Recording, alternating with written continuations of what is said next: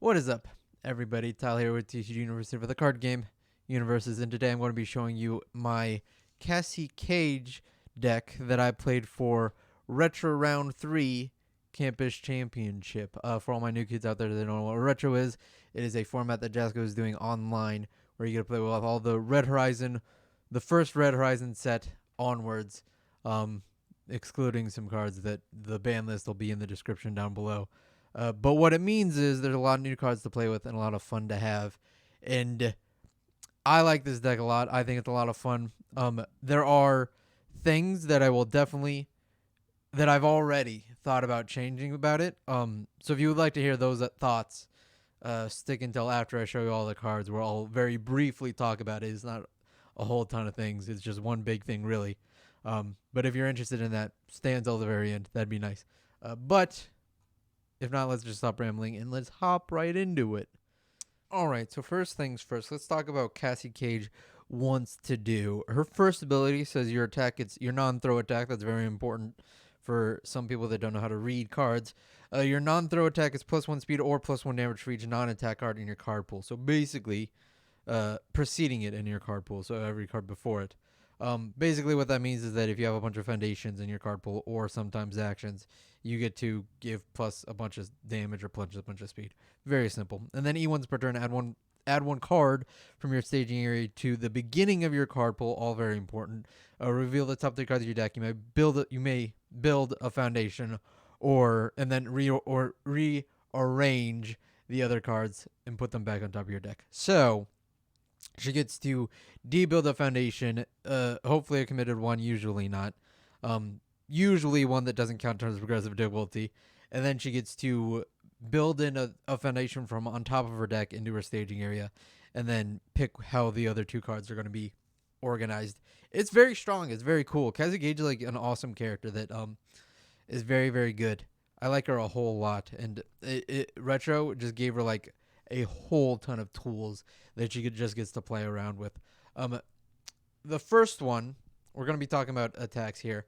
The first card I want to talk about is a card that, like, none exist in the game. That's not true. Rochester has them up on sale right now. But the first card is going to be Trinity Geyser. Now, I know it looks like a face-down Pokemon card, but trust me, this is Trinity Geyser. We just don't have any of them, so we have to proxy. That's not a problem for the online tournament because it's online, so you don't really have to own the cards. But Trinity Geyser says Stun 2. It's a 6 difficulty, like 4 mid for 8, something like that. It has Stun 2, and then it has a combo ability with Attack Foundation. Draw 3 cards. Your next 3 cards ignore progressive difficulty. That's the important part, is the draw 3, the next 3 cards ignore. That is like crazy cool in Cassie because you get to be playing a bunch of foundations that don't count towards progressive difficulty already, or cards that'll add cards into your card pool that make them don't count. And what this says is that I just get to draw a whole bunch, give a whole bunch of either free damage or free speed, and then I get to play a Trinity Geyser, combo it, and then after that, it's I'll play 2 foundations, then another Trinity Geyser. Cool, I'll play 2 foundations, another Trinity Geyser, and then you're dead. That's sort of the idea and what I wanted to go with this deck. But, you know, that's the idea, at least. We'll talk about at the end of the video how I could improve on that. But along with sort of something like that, Noose Young style, Scarlet Meteor. This card is awesome because I'm playing True Identity in the deck, which is just like a staple all foundation. And being able to play True Identity twice in a turn says that I guarantee you get it past this Trinity Geyser later in the turn. No problem whatsoever. Because that's like the worst part of Trinity Geyser, is that at the first Trinity Geyser on like an 8, and that's really hard to play like early game. But with True Identity and other foundations, it makes it a whole lot easier. Also, sometimes I want to like blow up a foundation that doesn't count towards progressive difficulty, and then build it in on my next attack with like Nutcracker. Because I don't have a foundation in my discard pile that wants to be in my card pool. This says it finally does, and it's a good momentum outlet, which there are like 2 cards in this deck that are momentum outlets, and this is like one of the better ones. This is just like a staple attack. You should definitely like get that card. It's like one of the best cards in the game. Next, Power Flip. This is just a basic Cassie card. I don't know if it needs to be at a 4 of. I really like it at a 4 of because being able to like just play a whole bunch of foundations that ignore and then build them down and then play a whole bunch of more cards is really, really good. Also, when you like play Trinity Geyser, and you have 9 foundations in your card pool, and then you're like, well, I don't have any more Trinity Geysers in my hand. I'll just play this Power Flip, build all those foundations down. Now I have an entire staging area of ready foundations to play. Hopefully, like one more attack after the next 2 that ignore progressive difficulty. It's an awesome combo piece. It's also like a reversal that builds down foundations. It's just a really good Cassie card, an amazing Cassie card. Probably why she's on it doing the Power Flip. By the way, this is a very, very basic set of attacks for Cassie Cage. Not a whole lot of ingenuity, but I think that's fine because it's still like super powerful. Along with like super powerful Nutcracker, one of the best cards in the game. Building a foundation in your card pool, usually something that doesn't count as aggressive, and then drawing a card and then giving it +4 damage because there's a ton of very strong male characters in the game. And then like this has EX. This is the other momentum outlet for the deck. +4 damage and then EX3 for like a million speed, and then more damage with Cassie Cage. Crazy. That it just melts people. This is a very expensive but good attack lineup.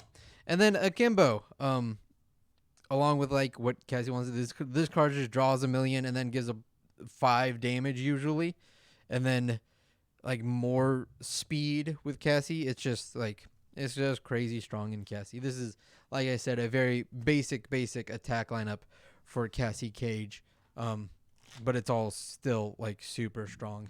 The attack lineup is not the problem with the deck. But that's all the attacks. Next, let's move on to the actions, and there are quite a bit of them. First action I want to talk about is Throw It Down. This says that this card doesn't count just because of difficulty, so it's +1 speed or +1 damage with Cassie while it's out there, and then it gives the first attack in a turn or whatever attack in a turn. +1 speed, +3 damage, and maybe draw a card. That's all real good. It's also a little bit of defense, and if your opponent tries to increase the damage of an attack, you get to say no, or play an ability that would decrease yours but maybe increase theirs, and you get to say no to that. It's cool defense. It doesn't count, so it gives bonuses to what Cassie wants to do, and it's just all right. This is one of the cards that we'll be talking about at the end of the video, along with this card, which we'll also be talking about. Not over yet. It says that form your next card ignores your next attack, ignores progressive difficulty, and it's 2 speed, 2 damage. That right there is like really, really awesome when you play a whole bunch of foundations and attacks into your card pool. Then you can play this on like a 5 probably and say, okay, my next attack ignores progressive difficulty. I now get like +5 or 6 speed or damage, and then it also has 2/2. And then if it's like a Power Flip or something, I'm gonna build in foundations. It's just strong. It's very cool at ending a turn. And then last one, Let's Get Loose. This is like crazy utility in the deck, because I'm building in foundations. I'm adding foundations in with like Nutcracker. I want foundations to be in my card pool, and this says I get to pick up foundations that I want from my discard pile, so they can play them into my card pool. Or if I, for instance, add something to my card pool that I'd rather have in my staging area, this immediately lets me build it down and get a whole bunch of advantage. It's just like crazy, crazy strong, and like what Cassie wants to do. It's a super utility piece. It's awesome. And that's all my actions and assets. There are no assets. It's just actions. Next, we'll move on to the foundations. The first one I'm going to be talking about. So the first group are sort of like the game plan foundations. These are all stuff that likes to do with what just Cassie wants to do. And the first one we're going to be talking about is Champion of Southtown. I have 2 proxies of this because we only own 2. It says form and commit, add a foundation from your discard pile to your card pool. That doesn't count as progressive difficulty. That is like crazy, crazy, crazy strong in this. Being able to like have any foundation in your card pool, have it not count, says that like you hit it. half the foundations don't count already. This just says that the other half don't count now, and then that means you also get to like start building them down with power flip or doing whatever you want with them. Awesome, crazy strong. Also, you can discard, discard one foundation from powerful for like plus 2 damage. Really, nothing in here's 3 difficulty, but +2 damage on something, it could be all right. When you really need it. Next, Artifice Avarice. This card says after you check it, you draw a card. That is very good with Cassie's first ability. I'm going to reveal the top 3 cards on my deck. I'm going to build in a foundation and then rearrange the other 2. You get to say like, well, cool, I have an Artifice Avarice and then an attack. Let's get a better attack than the face down one, huh? And then an attack. You get to say, well, cool, I'll stack it like this. So now I'll play whatever. I'll check this Artifice Avarice and I'll draw this attack into my hand. It's awesome for that. And like one of these attacks has the order symbol, so you get to commit this to give it plus speed. It doesn't make it completely useless in your staging area, especially since that order attack is the one with powerful, so plus 1,000,000 damage and then plus extra speed, real good. 4 Sense of Morals. I decided to make this foundation a 4 just because it like has some utility on the staging area. There's other foundations in here that don't count that are at 3 ofs. This is the one I chose to make a 4 of, just because it's also like Cassie's card, It works all around with her. It ignores progressive difficulty. You add it in, and it's perfect for adding in for whatever ability you want. Also, it's anti-stun. This is one of those staple foundations that, in this deck specifically, I'd say needs to be at a 4 of. Next, we're going to be talking about Season Guide. This is one of those other ones where it ignores progressively. It lets me look at what the top card of my deck is to make sure that my checks are going to be good for the next card that I play. That's really just about it. It's just one of the cards I add up with Cassie Cage. Along with that, same with Reborn Human. I would probably add this up before I add this up, but this just also ignores progressively to play attacks, which is important because you will be playing foundations probably within the turn, and that could mix you up. But to play attacks, this doesn't count. And when an attack deals damage, you gain 1 vitality. Cool defensive piece. Adding it up on your opponent's turn means that you essentially give every one of their attacks -1 damage, which could matter. Usually doesn't, but it could matter. And yeah, it's a cool block too, Next, Fallen Angel. It's very cool to play out a string of foundations. Play this, look at what the top card is, make sure that's an alright check to play whatever attack you need next to, usually like Trinity Geyser, and being able to pass it. It's a cool utility piece for that. Other than that, it's just a cool low block and very easy spam to build. And then the last one of these foundations are Profane Sanctuary. This I have at a 3 of in the deck so that I could, because I like the ability of discard 2 cards from your deck, saying that I can now get foundations that I want in my discard pile into my discard pile, either to add in with Champion of Southtown or with like Netcracker or with Let's Cut Loose. Getting those foundations in discard pile is real cool. Also, I don't want to get Breakered because I have a bunch of cards in my card pool. It's good to be able to keep playing those. And that's all my sort of flow cards, I believe as Tam would call them. Yeah, let's now move on to the offensive bits of the deck. And the first offensive card I'm going to be talking about is Shadow Inheritance. This card, I flip-flopped on whether to put in an offensive or defensive.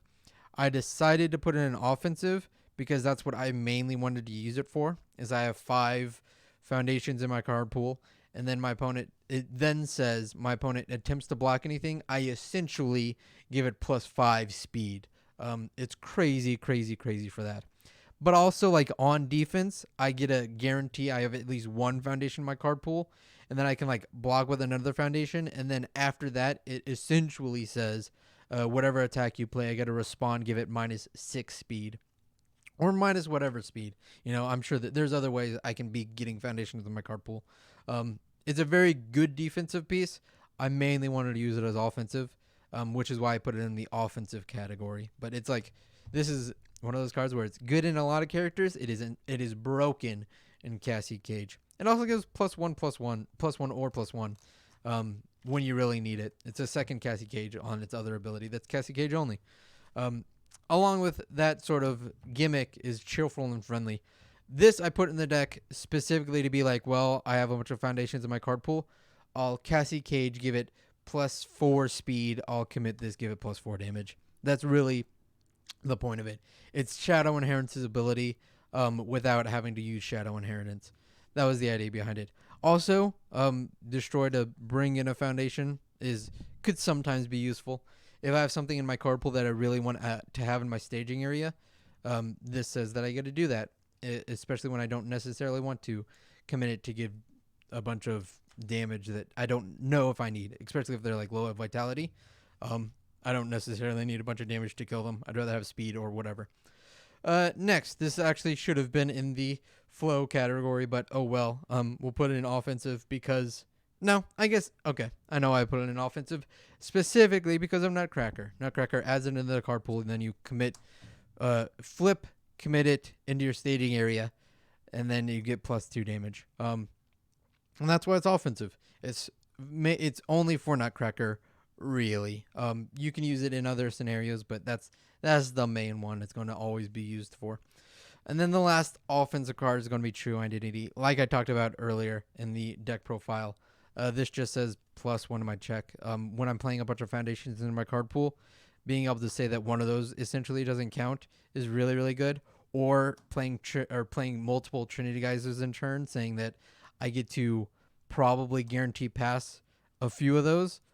Crazy, crazy strong. Again, this is just a staple foundation in any of these symbols. You will always see 2 of this card in any deck that I play with these symbols on it. If you don't have this card, go out and buy it this second. It's crazy strong. It's like one of the best foundations in the game. Probably the best, in my honest opinion. Lastly, though, we'll talk about the defensive foundations in the deck, which there is only one of, which we'll talk about here in a second. Fei flip for -3 speed. Again, like True Identity, this is just a stable foundation. It's crazy strong to flip for -3 speed, just because of how this game works, and it's a low block, and it's really good spam. Yeah, you shouldn't be surprised if you ever see this card. This is what you should be expecting to face against in any of these symbols. That's a good thing to take note of, is that this card is something that you will always have to deal with. So yeah. All right, so there you have it. That was the deck list. Let's talk about very briefly what I would do to change in this deck. So the first thing, it's 2 very quick things and one sort of quick thing. First one is not over yet and Throw It Down. I don't think those need to be at a 4 of. Those can totally be taken down to a 2 of, and I think that will be totally fine. Taking those down means that you can maybe add a little bit of defense into the deck, which is the second thing I wanted to talk about, is having only 1 defensive card can be detrimental. I think you can get around it in Cassie, but I would probably try to add something else in. I understand that it's all, and all doesn't necessarily have the best defensive foundations, so there's that. But the last card I wanted to talk about, and who's ever adding this video, we'll have to throw it up here in a second, but it is Artful Imposter. It is a card that has never been on any deck list ever, but I was kicking myself when I didn't think about putting it in. It says commit, rearrange my card pool however I want, and then give it attack EX2. EX2 doesn't matter. The rearrange my card pool is like insane with Trinity Geyser. There were so many turns where I had like 2 Trinity Geysers, but I couldn't figure out how to be like attack, foundation, Trinity Geyser. That isn't a problem if I had been playing Artful Imposter, because I could be like, okay, here's a bunch of foundations in my card pool. It doesn't matter when I play Trinity Geyser, because I'll just rearrange it to be, now my combo can go off. And then after that, I can even be like attack, Trinity Geyser, rearrange my card pool, get the combo off again. It's like a crazy utility piece that I definitely should have been playing. But c'est la vie. But with that, if you enjoyed this deck profile and you want to see this deck in action, go check out the Retro Round 3 Campus Championship. It was a lot of fun to play. I like this deck a whole lot. I think Cassie's very, very good in Retro with some of the utility that she gets. But without further rambling, if you like this video, please leave a like. It's the single best way that you can help out with the longevity of the channel. It shows YouTube that this is content that people might enjoy watching. If not, thank you for watching the video anyways. That is way more than enough that you need to do, and is greatly appreciated.